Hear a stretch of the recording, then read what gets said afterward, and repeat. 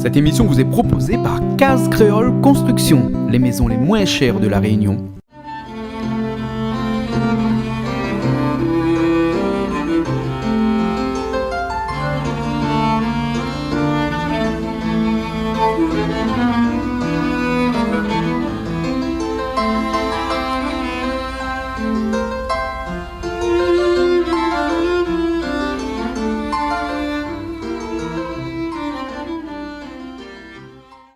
Bonjour, on est ici au Théâtre des Bambous, au Théâtre Les Bambous, excuse-moi, ici même à Saint-Benoît. Et ce qui va se passer ici, c'est que du 10 au 21 février, il va se passer quelque chose, il va se passer une pièce qui s'appelle « Moi qui ai servi le roi d'Angleterre ». Alors pour en parler, on a 3 personnes avec nous, on va commencer par Madame Isabelle Pilot, je suis collaboratrice artistique et en charge de la programmation au Théâtre Les Bambous.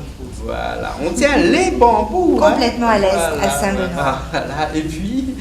Et moi, je m'appelle Loutka Riba et j'ai fait la mise en scène de ce spectacle qui s'appelle « Moi qui ai servi le roi d'Angleterre ». Et bien entendu, l'actrice principale. Oui. Donc, moi je suis Sylviane Simonet et je vais raconter l'histoire de ce petit groom qui va partir de tout en bas dans l'existence et qui va être dans un désir frénétique de monter pour devenir millionnaire et qui va tomber d'aussi haut qu'il est monté. Et voilà, ça c'est le résumé le plus rapide de Moi qui ai servi le roi d'Angleterre. Et tout ça, donc le Moi qui ai servi le roi d'Angleterre. Et donc, c'est une histoire en fait. Hein, et ça commence, il y a un début qu'on va voir tout de suite là. Hein. C'est quoi ce début-là? En fait, il y a 5 périodes de la vie de ce personnage. Ce groom, de ce jeune groom. Oui. Là, dans ce qu'on a filmé, ce que vous avez filmé, il y a une séquence qui se passe dans le premier hôtel où il travaille, où il fait plein de rencontres qui l'impressionnent énormément. Et ensuite, il y a 2 autres séquences qui sont dans le plus grand hôtel où il travaille, qui est un hôtel prestigieux, où il va participer à un événement glorieux, à un énorme gala très prestigieux. Voilà. Donc déjà là, il est presque au sommet de son ascension. Alors, et cet hôtel-là, c'est l'hôtel de Paris, hein, bien entendu. À Prague. À Prague. L'hôtel de Paris à Prague. Alors, toute une histoire, cette pièce-là. Et tout tourne autour de ce jeune groom. Voilà. Et on ne va pas tout raconter, bien entendu, parce que sinon, les gens viennent plus, ils connaissent tout. Hein. On va regarder tout de suite un petit extrait qu'on a fait là. La première séquence, c'est laquelle? La première séquence, c'est donc quand, dans cet hôtel, dans ce premier hôtel où il travaille, il rencontre toutes sortes de représentants de commerce, dont un qui est tailleur pour une maison de confection assez particulière. D'accord. On n'en dit pas plus, on regarde tout de suite l'extrait. Ok? Allez, c'est parti. Un autre représentant travaillait pour une maison de confection de Pardubice.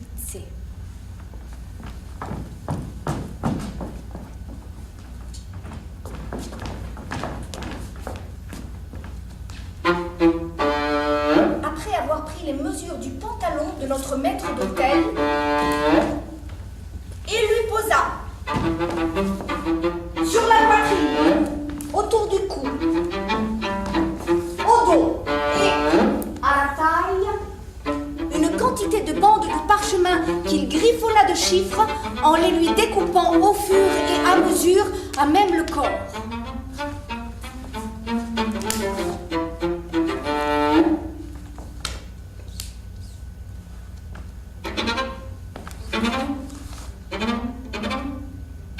Désormais, les officiers, les acteurs et tous ceux qui disposent de peu de temps comme vous, monsieur, n'ont plus besoin de se déranger. Je viens prendre leurs mesures et je les expédie à l'atelier où l'on reconstruit une sorte de toile de tailleur. On glisse à l'intérieur une chambre à air qu'on gonfle doucement. Après quoi, on arrache ce cocon durci et voilà que le moulage de votre corps monte au plafond, gonflé une fois pour toutes, avec son ruban d'identification tel qu'on en met au nouveau-né ou aux gros orteils des cadavres à la morgue. Et le moment venu, on descend ce mannequin pneumatique sur lequel on peut exécuter costumes, habits, uniformes pour des généraux, des capitaines et des maîtres d'hôtel.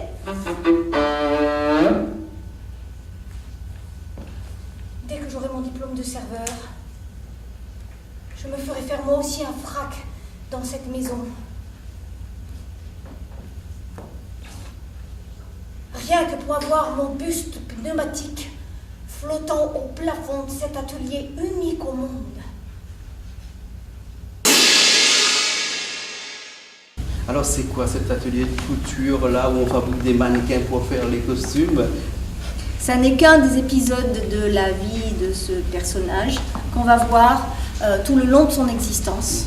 Donc on le voit de son adolescence jusqu'à son âge mûr, et il va traverser toutes sortes d'événements et il va essayer de tailler sa route de façon assez clownesque, mais parfois de façon aussi rusée, pas toujours très sympathique. Il est capable de se compromettre dans des situations assez déplorables, mais il avance toujours jusqu'à ce qu'il se rende compte que tout ça, ça n'est que vanité, et où à la fin de sa vie, seul dans une forêt, il parle enfin avec lui-même en paix. D'accord. Mais en fait, vous n'êtes pas tout seul dans la pièce. Non. Vous êtes à deux, puisque la pièce est rythmée par de la musique, et la musique suit les textes. On a vu là, quand ça monte, il y a le violon qui monte, quand ça descend, il y a le violon qui descend, quand le mannequin descend, le violon descend. Et la musique a été écrite pour cette pièce, ou c'est des musiques qui ont été prises ailleurs pour adapter la pièce? La musique est faite, créée pour cette pièce. Pour la pièce. Évidemment, il y a des petits éléments qui sont des éléments de musique tchèque traditionnelle ou populaire. Donc, c'est des insertions. Mais sinon, le gros de la musique, c'est une création. Et on peut dire Que c'est Nadine Estève qui a donc fait la création musicale pour le spectacle, qui est présente sur scène, qui joue de l'alto, oui, qui joue du piano, des claviers, ouais, qui travaille avec des slams, qui a vraiment inventé toutes sortes d'univers qui nourrissent l'histoire. Joseph Diakoyannis a travaillé au décor à partir d'éléments de récupération dont certains ont été apportés par des gens de Saint-Benoît, des spectateurs des bambous. Il y a Simone, c'est une équipe très internationale puisque Ludka est polonaise, oui. Et Simone Fini, qui signe les lumières, est italien. D'accord, Voilà, donc on a très cosmopolite. très cosmopolite. Alors vraiment à la base, là, la genèse de cette pièce-là, pourquoi avoir fait une pièce, moi qui ai servi le roi d'Angleterre? Est-ce que c'est un clin d'œil à quelque chose de bien particulier, ou bien sinon c'est venu comme ça? Moi, je réponds Oui. pour Sylvia. À la base, il y a un coup de cœur.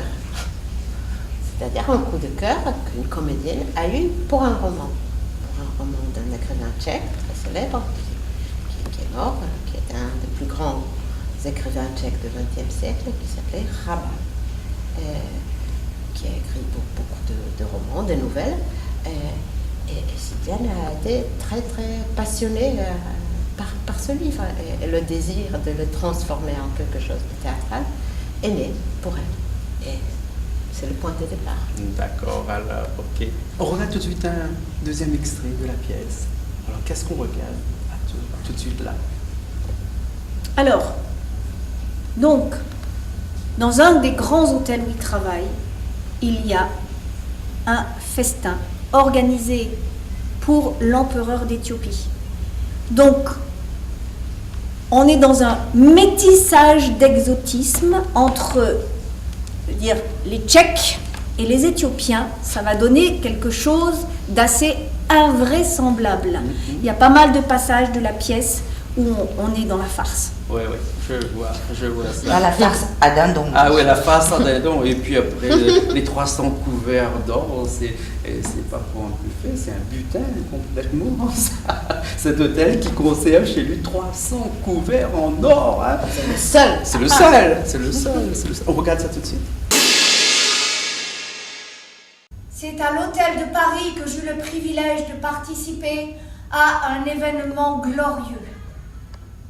Le président de la République s'apprêtait à recevoir l'empereur d'Éthiopie qui aimait la vaisselle en or. Or, il s'avéra que seul notre hôtel possédait des couverts en or pour 325 personnes. Le chef de cuisine et le chef du protocole se mirent à concocter le menu de banquet, une conférence de 6 heures d'affilée, mais l'empereur décida de faire préparer le menu de gala par ses propres cuisiniers dans notre établissement. La veille de la fête, on a donc vu débarquer 3 faces noires et luisantes.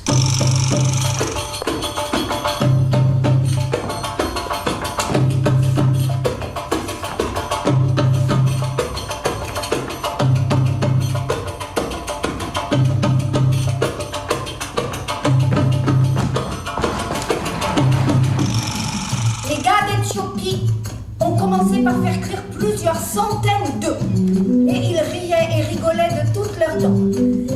Ils ont fait cuire une trentaine de dindons et ont pétri la farce. 30 corbeilles de pain, une brouette de persil et des épices par poignées. Et comme ils avaient soif, on leur apportait bière sur bière. On a livré 2 antilopes achetées au jardin zoologique, déjà vidées et tuées. Après, ils les ont placées dans des récipients énormes et les ont mis à rôtir avec une bonne couche de beurre. Ensuite, il y a eu un moment de panique générale. On venait d'amener un chameau vivant qui fut égorgé avec un coutelas pour sacrifice rituel. La cour dégoulinait de sang. Le chameau s'éleva dans les airs à l'aide d'une poulie, la tête en bas, pour être vidé et désossé comme les antilopes. Les chefs noirs ont installé au-dessus de charbon ardent un solide tour de broche. Ils ont glissé à l'intérieur du chameau les 2 antilopes remplies des dindons farcis, tout en tapissant l'espace vide de poissons et d'œufs durs. La table était mise pour 300 personnes. Là, on est dans la cuisine, on était dans la cuisine, là, avec tout ce personnage qui est en train de fabriquer ce menu, hein, qui n'était pas prévu à l'origine, parce que c'était les gens de l'hôtel qui devaient cuisiner, puis après, bouleversement de situation, c'est eux, les Éthiopiens, qui arrivent et qui cuisinent comme ça, et avec des choses qui, des fois, on égorge le chameau. Hein? C'est Le chameau du jardin zoologique. Du jardin zoologique, oui, effectivement. C'est vraiment une pièce qui est rigolote et puis après qui est aussi ponctuée de plusieurs... il y a un rythme à l'intérieur, on ne lâche pas le rythme. Hein? Il faut vraiment être presque, je dirais, sportif pour pouvoir jouer cette pièce-là. Hein? Faire du sport tous les jours. Hein? Et du sport peut-être physiquement, mais aussi au niveau vocal, parce que ça y va là. Hein? Ça y va. Et c'est comment ça? C'est un entraînement tous les jours pour une pièce comme ça. Pour les gens qui nous regardent, hein? Il faut combien de temps pour assimiler une pièce comme ça? En fait, c'est un projet qui a maturé très longtemps. Et puis là, on est au travail depuis 1 mois seulement. Et donc, on est dans une intensité de travail particulièrement sportive, à tout point de vue, en énergie physique et mentale. Ouais. Et vous dites que c'est une pièce drôle. C'est vraiment... Rabal, c'est quelqu'un qui écrit autant dans la drôlerie, plus que la drôlerie, dans le burlesque, autant que dans le tragique. Et sans arrêt, le rire et des choses plus graves se télescopent en permanence. Ça, c'est vraiment caractéristique de notre histoire. D'accord, alors, très bien. Écoute, C'est formidable tout ça. Mais si les gens veulent venir ici même au théâtre Les Bambous, hein, pour voir la pièce, le théâtre Les Bambous, c'est pas un grand théâtre, il n'y a que 150 places, je crois. Donc, comment ça va se passer concrètement? Concrètement, il faut se ruer sur le téléphone ou sur le site ou sur Ticket Pays pour réserver les places pour la création qui a lieu mardi 10 février à 19h30 et qui se poursuit ensuite jusqu'au 21 février à des jours et à des horaires variables afin que tout le monde puisse venir servir le roi d'Angleterre. Aussi bien les petits que les grands, les gramounes, les enfants, les parents. Les enfants à partir de 14 ans, parce que les plus petits, ça leur passera un petit peu au-dessus de la tête, je crois. Mais venez sans hésiter. On vous servira le roi d'Angleterre sur un beau plateau. Les tarifs sont absolument les moins chers du monde. Vous pouvez avoir accès aux places entre 4 et 13 euros pour un spectacle cosmopolite, drôle, dramatique, tragique, musical, théâtral, émouvant, passionnant. Alors, super tout ça. Bien entendu, on peut voir tout ça sur le site.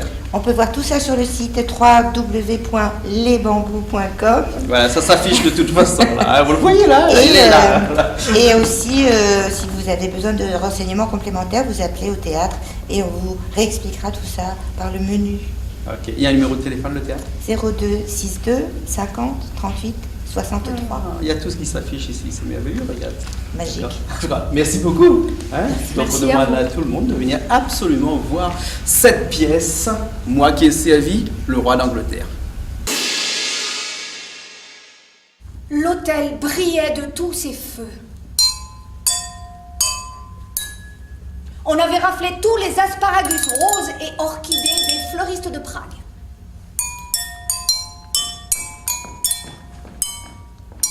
Haïlé Sélassié parut, en compagnie du chef du gouvernement. Tous nos généraux arboraient des uniformes rutilants de décoration. L'empereur portait un simple uniforme blanc, sans la moindre médaille, juste une grosse bague au doigt. Les membres de son gouvernement étaient tous enveloppés dans des houppelande bigarrés. On voyait tout de suite dans leur façon de s'asseoir que c'étaient des gens bien élevés, avec des manières d'un naturel exquis.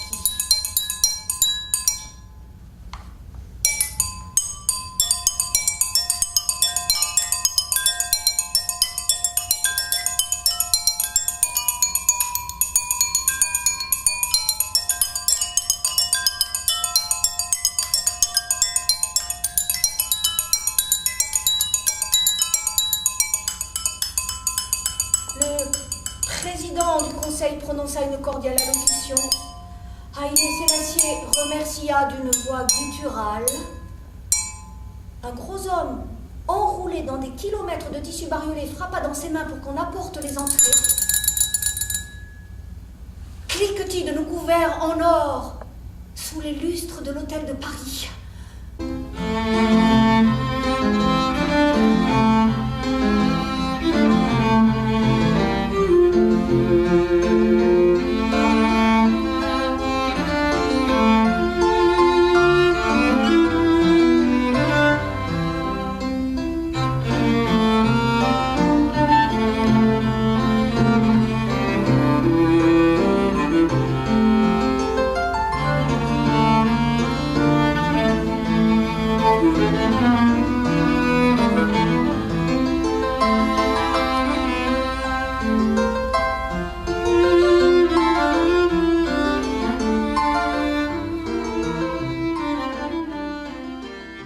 Cette émission vous a été proposée par Case Créole Construction, les maisons les moins chères à La Réunion.